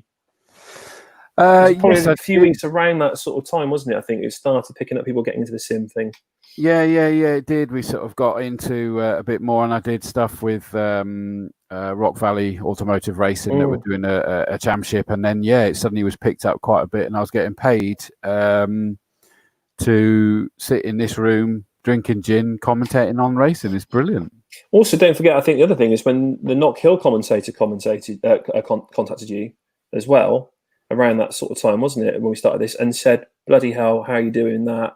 You know, there was a couple. I've actually had a couple of different things that absolutely how we were making this work. And you know that we changed. I forget which point is that I tried a one streaming software, and we were on the old one at this point because I know we had the problems with Brian and Ilsa Cox, and I moved away from that one to another one. So I was even trying to improve the flow of what we were doing, which was, you know, no job of a moment and what have you. So yeah, it's you know, it was good to get people sort of going, wow, that really is slick. How do you make that work? And I was quite chuffed because you and I were learning on the job in reality, weren't we? Well, I'm not professionally trained in anything, to be honest. I just, you know, like yourself. But yeah, no, I think that's what it's about, isn't it? But you know, this is what you do, isn't it? You know, as we've said before, your show reel, and if you need a voiceover for something or commentating or whatever it might be, you know, you did the video for our ads, didn't you, for us? And it's all. Like I said, you know, it's part of what you do, isn't it? It's part of who you are and what you do. It is, and it's great fun. And thank you for the comments coming in. Well, first of all, this one came up before, but Chris Mason says, very proud of all the hard work that everyone at the circuit's been doing, and for my wife and myself to be associated with the circuit. Well, you know that we're all appreciative of you guys, definitely. As we said. Thank you, Lewis Bird says, here, Tom, Dawsy's a legend. Thank you, mate. Crikey. Jamie Peters Ennis says, I've had the pleasure of working with Chris on comms, and it was an honour, and I hope it can happen again. So do I, mate. That was a good giggle, wasn't it? The Fun Cup. I learned a lot from him. I hope so. Thank you very much. And there's Andy as well. Andy Lawrence. That commentary malarkey is not easy. I had a go on Saturday and didn't do well. Don't say that, Andy. And if anybody else is watching and they're trying to do these things, what I would always say to anyone is that you've got the analogy that I use comparing learning to drive, is that when you first go to learn to drive, you are subconsciously incompetent. i.e. you don't know what you don't know. Yeah. And you do it and it's not great. Then suddenly you become consciously competent. That means that you now know what you're not very good at and you work on it. Then you become consciously competent, where suddenly you become good at it, but you're having to think about it, mirror signal maneuver. Or in my sense with commentating, it was like, right, got to remember the corner names, got to remember the drivers, got to remember I've got to announce that this is coming up next, and da-da-da-da-da. When you really nail it is when you become subconsciously competent, when you no longer need to think about what you're doing anymore and it becomes a bit more natural. Then your personality will come out. And that is when you will really make a difference and you can start enjoying it a lot more. So anybody trying to do, and I, just because it happened to say about commentary, then I think that about anything is that, do it. And Andy's showing off then, he passed first time. Good man. That means that you're now subconsciously competent. So don't put yourself down. It will. I didn't see it. Sorry, I was at Donington Park. I'll have to have a look. But well done to the Bristol Motor Club for doing that anyway. But thank you very much. That was lovely of you to say as well. And I got some lovely comments with people that hadn't realised that I have anxiety and that they felt that supported them as well. So I hope that helped some people as well. Then after that, we had one of the biggest viewing figures for the Prebbles, Adam and Gary Preble. That was a great show. I loved that one. Yeah, no, they're great guys. I think they're quite amusing to get out as brothers. I mean, they are, they're good guys. They're funny guys. They're nice chaps, and they've again huge association with the circuit. I mean, bless them. They struggled with the cars, didn't they? On the last race meeting, there was a bit of a struggle there. Yeah. And been talking to Gary a couple of weeks before, and he'd been testing it, and they were struggling then. But I felt for Adam because I think he changed over, didn't he? Because he was in it was the Interceptor racing, was it? Top of my head, it's kind of. That's who he bought the car from, and they were still looking after him a little bit. Yeah, so I really felt them because they've got a great reputation, those guys as well. And that was just a great. I didn't get involved in that when I was listening in the background, but what great it was just like three mates in a pub, wasn't it? Sort of reminiscing. It was great, chatting, and people really do. They love Gary and they love Adam, and they're big personalities. And I think that was good. It was learning a lot about them. I didn't realise about their dad. I didn't realise about And funny enough, I was looking at some old pictures the other day, and the car that Gary and his dad drove, and Gary first drove in the special GTs, that Hillman looking thing, wasn't it? Yeah. I didn't realise. I didn't know anything. I assumed Gary had always sort of been, sort of a modern top flight, that kind of stuff. So it was great, really interesting. Learned a lot. And it was one of those ones as well where I found out just how much I was enjoying this and how much I was learning. I talked about becoming subconsciously competent, is that I went through a learning process with this in reality. And it was that lovely moment for me when, amazingly, despite the bravado of those two guys, they were incredibly nervous about doing this show. And you can probably relate to that, because I know we had conversations on the early stages of doing this, in all seriousness. And they were incredibly nervous, and their comment was that I made them feel really relaxed. Yeah. And I loved that. That was a real compliment that I was able to make them feel that, whereas I was just being a fan, intrigued to hear all their stories, And, yeah, no, definitely.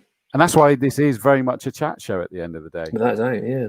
So they were great. Then my mate Karen Chandok came on next, so it was good to get a bit of an A-list. I mean, that was. I mean, exactly. Yeah, F1. F1 star. I mean, crikey. I mean, fair play to him.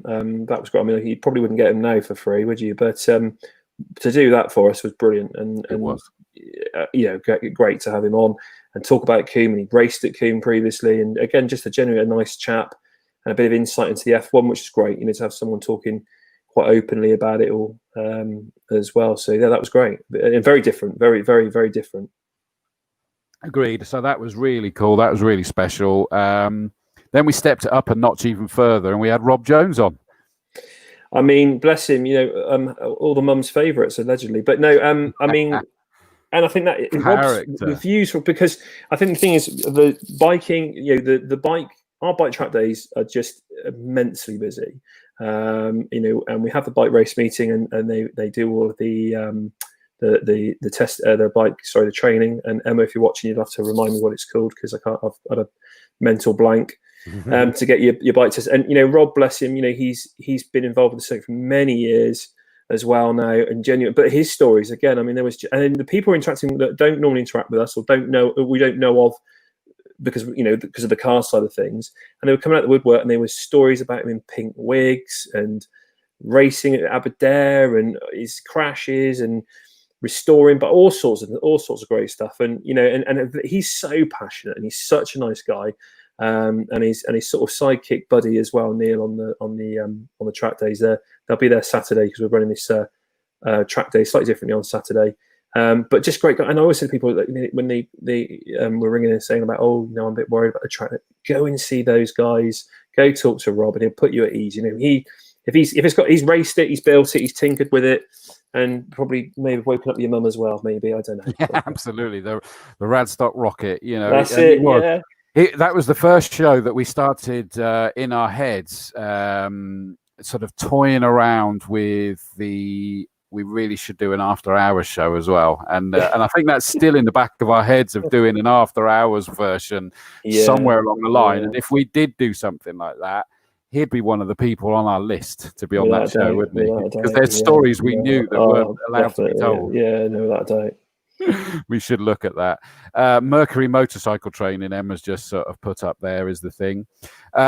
Next, we had the problems with Ilse Brian Cox. We'll come back to them in a minute. But we had up next, actually, nearly on a par with the views we had for the Prebbles, was Ames Hill getting the Drift World in.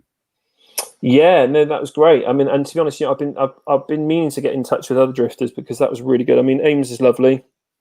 She's really sweet, really great, and drifting. Unfortunately, we haven't got any drifting coming up at the moment, but people love it. And again, it wasn't just about the drifting in the UK. She'd been working with Terry Grant out in Dubai, I think it was. Built the cars, and the pictures, bless her, of her in the cars, working on them. And it's great. And there was a lot of debate then and questions about, about girls in motorsport and everything else. And I think it was just great. She's just a lovely person. So I know her reasonably well over the last few years. And just again, and she was dead nervous, wasn't she? Bless her cottons. Yeah. I mean, she really was. I remember she was really, and then by the end of it, she had a couple of gins and she was away. And, a lot of love for Ames. So that was great. She was wicked, definitely. I look forward to catching up with her again. Then we did have Ilse and Brian Cox, and what a lovely show that was. Obviously, the Queen of Combe, but Brian is such a legend. And listening to those stories about him and the gangsters in London. I was just about to, and it's really interesting because Rodney Gooch, who sadly passed away last year, he worked at Brands Hatch and was up in that neck of the woods around that time. So I imagine he would, and I remember the whole. It was it Whiting, wasn't it? Who passed away the other year? Was it Charlie Whiting? Wasn't it? It was the FIA. And his was it him? It was the no, it wasn't. He wasn't the doctor, was he? He was the. I can't remember. It was one of them, and his brother was part of the whole Brinks map thing, or I don't know. It was really funny that, but then again, they'd raced everything as well, haven't they? The pair of them, bless them. Yeah. And that was another great one. Ilse, huge amount of again, a female racing, all the accolades and everything she'd done. But then Brian racing back in the 60s and 70s, telling us about how different it was. It was just really, really again, very different times. And to get those two different perspectives, and then when they raced together in the matching Seats, just great, lovely people as well. Really, just lovely people. It was one of those special ones for me, and I know my dad was watching the time, and it was special for him as well. Is the fact that that those two racing against each other and what have you in the red Peugeots were just a Peugeot, so not Seats. Yeah, sorry, but they did do the Seats as well. They had the identical Seats later, but in the early stages they had the matching Peugeots, and it was just. That for me was just so emotional to hear that because that meant an awful lot to us. Thank you to Tim Perry. Says every single show has been amazing, and hearing from all the guests was great. Getting to know them and their history, and that was a key thing. Then we had a show that, frankly, was what was being screamed for by everybody else. Beardy, Richard Beard. We had to get Beardy on, didn't we? Yes, yeah. God love him. I mean, him and Steve, the time that they devote to that club and the work Richard does for the marshals is unbelievable. I mean, quite please tell me if I'm wrong that there's another marshal coordinator somewhere else, working at another circuit or another racing club that puts half the effort in that Richard does. But blooming hell, him and Jackie, his better half. I mean, they just don't stop. And he will fight tooth and nail for for his marshals, and he was so upset that he couldn't have everybody there on the first race meeting. Bless him. But again, what a great guy, great stories. And his passion and his enthusiasm and everything for Combe and for marshalling and motorsport and making it better, making it safer, making sure you guys have a great time and that you come back, but more importantly that you're trained properly, and that when you go to other places that you're flying that flag. And I know some of you guys are going, so you're going to the F1. I know Steve Weston's going. Actually, he's not going to be with us on the first because he's going out there. And I want you guys to fly the flag for us. And think of the Beardy, because that's what it's about. You are some of the best trained, hardest working marshals out there. I'm just noting that down. I think that's got to be another T-shirt in some way, a Beardy T-shirt. That's going to be a good one. Well, I used to call him Rupert the Bear because Rupert the Beard because I got confused. And he's that friendly, isn't he, as well? Andy Lawrence from Bristol Motor Club. The noise of the 205 into Tower was amazing in the 90s, talking about Ilsa Cox as well. Rob Jones also says, thanks for having me on the show. It was great fun. And yes, I have loads of stories that really would have to be after the watershed. I'm sure we can do a way where we're able to flick a switch that says over 18s only, by the way, Tom. Yes, do something certainly on Facebook. It might be Facebook only. We might have to look at something like that. And I love that Emma's put this reminder, is the amount of times that we went, Rob Jones, Chris, can I tell this story? No. The answer invariably was no. Well, I'm going to say, no, I'm not going to read that one out. I was going to read one, a massive happy birthday to my friend Aaron Grimes, but I'm not reading the rest that went with that. But thank you. And there we go. Beardy said he'll have a large, and I think he means the T-shirt, not the gin. But a large, all right, Rich, of course, kid yourself. So Beardy was episode 12, 13 then, and this was a great one. This was your idea, and he was a lovely guy. And again, we only sort of just touched on his knowledge. Paul Lawrence, journalist and historian, and of course writer of some of the books that are available in the shop. I think what let us down there was the internet all round, wasn't it? He's up in the depths of mine.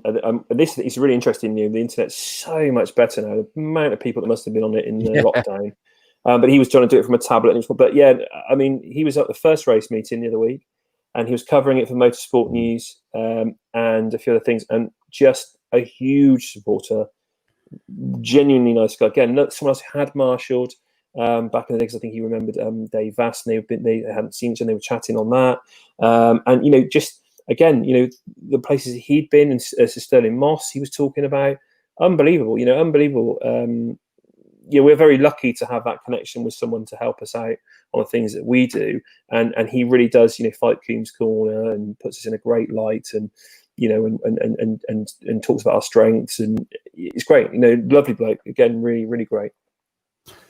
Jackie Beard has said, a Beardy T-shirt. Don't give me something else to iron. Sorry, Jackie. Sorry, we're in trouble again.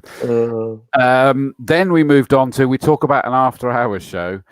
Steve Parrish, goodness me. Again, we know that we could only touch the surface with his stories. I've got the book here, and he messaged me the other day actually about something, and I replied back to him because he's always winding me up, and I said I was almost that. He said, "Oh, how are things?" I said, "I was almost that bad. I started reading your book." But I had a quick flick through it the other day because I'm stacked with books at the moment. But he what a great guy to do that again. To give up his time for that was brilliant. And he's just such a funny guy. And I think he sold some books and some merchandise off the back of it. And I know you got one for your dad, didn't you? He personalised it. But I just love he blew up the brothel in the toilets in Macau. What was it? Him and Barry Sheens. But even up to a couple of years ago, when the story you told, I didn't know anything about it. Where he bloody ambushes the boss. And that's only a few years ago. When you're like, this guy's, I don't want to be rude, but he's in his 60s now, and he's ambushing. He's still joking all the time, and that was just a great story. I just think, can you imagine, on a bus, being taken around as a sponsor or as a VIP. And suddenly you've got him, and he said, "Oh yeah," and then they're waving me down. The marshals and stuff are trying to the security, and I'm just zooming around. It Unbelievable. doesn't surprise me. I mean, he's just fantastic. Obviously, I'd had the pleasure of working with him personally on stage as well, and he's just brilliant. And yeah, you know, I'd love to get him on for an after hours show as well. That would be brilliant as well. So yes, an absolute legend. And as Gerald says, great ponchos too. Yeah, we saw the photo of you in one, Gerald, which I don't think Katie was too happy to see going public. Nice, but equally, my dad's one went public as well. So, yeah, it's mad. So, yeah, Stavros was fantastic, and thank you for coming on. I've got to say as well, he was lovely because the A-listers invariably were sort of saying, you know, an hour.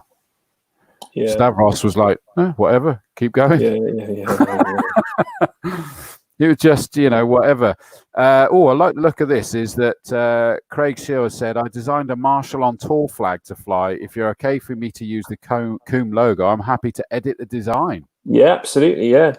But just if you sell it, then remember, give us some royalty money back. Yeah, no, absolutely. Absolutely, yeah, I'm happy with that.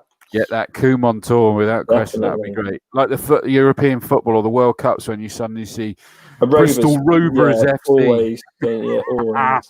Come on, you Blues. And then after Stavros, we had Ben Edwards, of course, the F1 commentator, who, of course, has raced at Castle Combe. And he was a lovely guy as well, really relaxed and totally different style to Stavros, but just brilliant to hear from. Yeah, no, definitely. I mean, I think, you know, F1 is something that, you know, it's a bit of a mystical beast, isn't it? F1, you know, you watch it and, you know, like it or hate it, I guess, really. And it was really interesting to hear, you know, how he'd been involved and what he, you know, and his take on it and his thoughts and all the other things that he'd done as well. And a very different character, you know, very, very different character to what you expect from a commentator, I suppose, as well, or some commentators, I guess. So it was quite interesting at that, and a different take on it from the F1 side of things. Absolutely. So that was nice to see him. Then we went back to our local superheroes, and we got Putty in, Steve Putt, and we managed to even get him to fire up his car as well in the background. That was good. And he's been out testing the paddle shifters now, and he likes them. Good. Yeah, I mean, again, you know, everyone loves that car. I mean, everybody absolutely. And I was looking back some old pictures the other day from a Forge event. I think it was when it was black, wasn't it? At one point, it was black, a matte black wrap. I think it was, I'm pretty sure. And then it became that sort of chrome blue, and that engine's just unbelievable. And again, really nice guy, really interesting. I didn't know anything about his boating side of what he was, you know, what he does there with the boats and one thing and another. So that was, you know, just, you're finding more and more out about people, aren't you? But he needs to get that car back at the circuit. People love that, and I think, you know, that's what people want to see. Agreed. So it was fabulous to have Steve on. Another one that was quite nervous about doing it, but he absolutely loved it, and it was good. Then we had Formula Ford champ from a couple of years ago, Luke Cooper, and of course a cameo from his dad Alan as well. And that was nice to sort of talk about the Formula Fords, the Cooper name as well with the Formula Ford cars. And, you know, what he's looking to do in the future, to see one of our local stars still sort of aiming, you know, to try and sort of step on up through ranks as well. Yeah, and he did really well, didn't he, the other week? Bless him as well. You know, he did really well. And, you know, he's self-funding all of that at the moment. They're really hurting. You know, they run the karting track down there. Obviously, they've got the racing team and everything as well. And Alan's working on Sunday doing our racing experience school. He'll be there tomorrow as well, Alan as well. And we're trying to bring Luke through more as well now for things. So great guys, great family. And, you know, again, people that are just, you don't realise that everything they're doing to get racing and the hard work and the commitment they put into the circuit as well. They're there all the time, you know, like I said, not just on the karting track, but all the other things that they do. And they've really helped. You know, Alan's been great. Alan's stepped in on quite a few things recently for us he's a great, he does a lot of the briefings, and he does a lot of the coaching and stuff as well. And he's a great, if anyone needs any tips or help or anything, then I would say definitely speak to him. He's just a really easygoing, great guy, but knows that circuit so well. You know, knows the circuit so well. So, yeah, good to hear from those guys.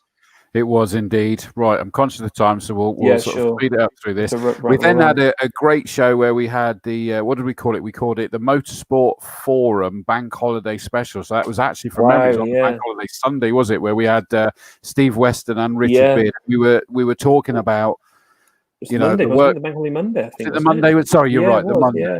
And it was talking about the work that was going in, the questions that they still had that they were having to work through, but to let everybody know where we are at the moment, get people's thoughts. And, that had virtually the same number of views as the Prebbles got. We did that early morning. I think we did that fairly early morning, if I'm right, didn't we? It was a fairly I couldn't have my first gin until halfway through the show. That's correct. Yeah, and it doesn't normally stop you, but and it was. You're right, and it was all that. Crikey! So that was back in May, then May bank holiday, 25th of May. Yeah. Wow, and it was talking about at the end of must have been the end of June for the start of July, wasn't it? And what we were going to do, and it was all loads of unanswered questions, wasn't it, at the time, and everything else. And but we started moving because we knew definitely, or we could race, but we didn't know whether we definitely would be able to move exactly. Absolutely. So that was a big show, and it was great. It's amazing to see that journey that we went for. Going right. In theory, we could do. We're trying to, but and then they worked through that and they got it running. So it's like stay with confidence. Is that we're now increasing what the competitors get at this next meet, and hopefully spectators the time after. So the progress has been there. So that was a great show. And I know Steve Weston was another one that was a bit nervy about being on the show, and he made a comment saying that just enjoyed it, made it feel relaxed. Shut him up. You couldn't shut. I love Steve. Absolutely, I class him as a good friend now, and. And we went to London. We were in London for an award ceremony last year. The Autumn Classic got nominated, and we both got a little squiffy. Maybe I was a little bit more. And I remember waking up in the morning with the plate of chips stuck to my head, as you do. And he's one of those annoying people that obviously didn't have a hangover, and he's quite a chirp because he's ex-British Gas and everything else. He's obviously on the tools on the site. And OMG, as my daughter would say, he was as chipper as anything. So I'm in this taxi with him. And I want to die. I just sat there. I want to die. And he's pointing out the window like a 7-year-old at the top of his voice going, look, Tom, it's the so-and-so. Oh, look, it's where the Queen lives. Oh, it's the thing that this part. And then I could hear this suddenly, Nino going by. And I said, Steve, shut the up. I said, I'm throwing you out of the taxi. And he just went deadly quiet. Yeah, but lovely. Yeah, great guy. Absolutely. He is, and he has been working so hard. Unbelievably so. Tim Paris is a good example of the time and effort that went into getting racing going at the circuit. Well done, Shaw, for getting up. And it's just amazing to look back on this, Tom, which is what you were keen for us to do. Is that it just seems incredible. Next show, good viewing figures yet again. Unsurprisingly, was Tony Dixon's Swamp Thing, the monster truck. No, Tony's again. That was really interesting. I'm such a humble guy. I mean, he's got, like I said, a boys in my dream, and I got in trouble because there was a load of girls as well. But driving a monster truck, and he was just like, I drive a monster truck, and you think, Jesus Christ, there you go. You don't take that in your stride, do you, Tony? But wow, I mean, we want and just brilliant. Love monster trucks. He was a great guest. Then amazing figures, 4,000 views for NG Road Racing. Steve Bostock. He was a fabulous guest. But I know NG Road Racing, but I don't think I'd really crossed Steve Bostock's path and that was your suggestion. A lovely guy and a thoroughly enjoyable interview. Yeah, definitely. And I think we got picked up actually because our bike knowledge was a little thin, wasn't it? But no, again, he really great guy, and someone else very passionate. And North Gloucester Club is, or NG's, let's call it now, is a great club. And they were at Cadwell last weekend, and they're still penciled in to come with us. All being well, they should be there, because they're obviously ACU licensed, so they're trying to make sure that's all going to work. But brilliant. And again, just could have chatted for hours, couldn't we? And the questions were coming in, and a completely different audience of people. Some people didn't really know Combe. There's a lot of northern people who only come down and race with us once, obviously we're here once a year. So it was great to see a lot of those people interacting as well. It was. Then it wasn't one of the episodes, but ironically, with massive views, 7,500 views when I briefly went online at the circuit testing the camera. That's how keen everybody was. Yeah, that was because I think that was that's back in early June, wasn't it? And I remember, it was absolutely piddling down to be polite. Oh, it was fine when we first started. Then it was. Because it was fun because you sent me out in the rain, if you remember rightly. Was you sat in? And I still Google about that now. But that's what then showed the fact that people were keen and they were still interested, like you said, because it was really wet and it was just, we thought, oh, no one's going to even notice it was 3 o'clock in the afternoon or whatever it was. No one's even going to notice. But yeah, unbelievable. And that spurred the whole thing for the race meeting, didn't it? Spurred the whole thing. It did, and we added to that. We had 4 cameras. It went up to 6 by the time. We'll wait and see. We might have a couple more because I think Kevin's talking about we need to balance it out with 9 possibly, so it's a square 3 by 3, something to that effect. I don't know. So we'll wait and find out and see how it goes. Then we had, actually at the moment, our last external guest. We'll get back to this again as well, but episode 21 was with Mission Motorsports, James Cameron. We knew that was going to be good. It was always going to be great. And I've worked with him and I know him well. Lovely guy, very emotive and motivational, and obviously heavily linked to everything that we love in motorsport. Yeah, definitely. Yeah, it was my birthday as well. That's why I wasn't on. That's right, because we didn't sing you happy birthday there, did we? We sang to Rob, didn't we, the week before? That was it. Yeah. So that was that. I love that with Jim Cameron, cracking bloke. Then we got into Start Your Engines, which was with Ken Davis, Steve Weston, Richard Beard, Dr. Sue Smith, and myself. That was really to make sure everybody knew what was expected of them and what they can expect from the circuit and the racing club and everything on the race day, which of course then led us, and which everybody did a brilliant job to get the information over. And I thoroughly enjoyed sort of chairing that one, a little bit different role for me there. And then we got into a race day preview of what was coming up. Then, of course, the race day live, which thank you for everyone that tuned in. On this part alone, it's 18,000 views. Plus, we had more on the Racing Club Facebook page, mine, and the 2 YouTubes as well. And people were watching on their big TVs and everything. It was absolutely brilliant. So thank you for that one. Andy Lawrence says you need to switch between them. It's not that easy, mate, because it's me that sat there clicking on the different things. And if we suddenly were switching between them, then we get in trouble because we're ignoring the back markers and things like that. So it's basically that you get to follow whichever you want to follow is the idea, to keep ourselves out of trouble, but who knows. Then we did a race day review and we had very special guests, but these are internal guests in reality, Chris and Emma Mason. That was just a fabulous show. I thoroughly enjoyed that with those two. Yeah, no, it was great. And I said that, and there's, like Chris said earlier, everyone's been working so hard and the expertise and everything else. They're not just in his personal day job, but at the circuit, and they're volunteers. And yeah, I think it was great. It was great to have those guys on, and they've been interacting a lot all the way through. And to hear about a bit more what they get up to, and in relation to the race meeting as well that had been, and it was a really great busy race meeting. I mean, some of the accidents and incidents that we had that day, the guys were busy. They dealt with everything.